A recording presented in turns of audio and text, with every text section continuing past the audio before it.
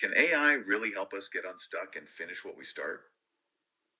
It's a bold claim. Okay, according to Ravindra Dastakop, AI isn't just a speed tool, it's more like a starting tool, especially when you feel stuck.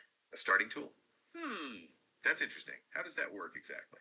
Well, the real problem is often an unclear idea of what done even looks like. So instead of asking AI to do the work, you ask it to define the finish line.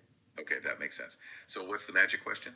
According to the AIing method, you simply ask, what does done look like for this task? No fancy prompts, just that. And that's supposed to change things? How so? Apparently, the moment done becomes visible, the task feels less overwhelming. Ah, the fog lifts, and you can actually begin. So, it's about anchoring the thinking process, not replacing it. Interesting. What about the broader impact of AI on how we think?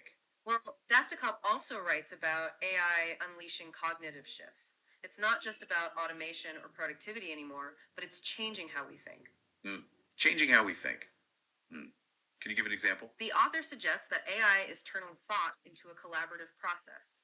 When we use AI to search, write, or brainstorm, we are thinking with it, which reconfigures intelligence. Okay, so what happens to human skills like memory and attention in this new landscape? Memory shifts from storage to navigation, and attention shifts from consumption to curation. And when answers are cheap, questions regain value. So it's not about the tech, but the cognitive and ethical challenges.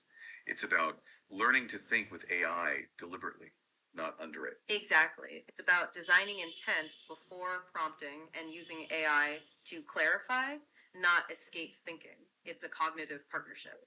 That's a really interesting perspective on how AI is changing more than just our workflows. Thanks for sharing.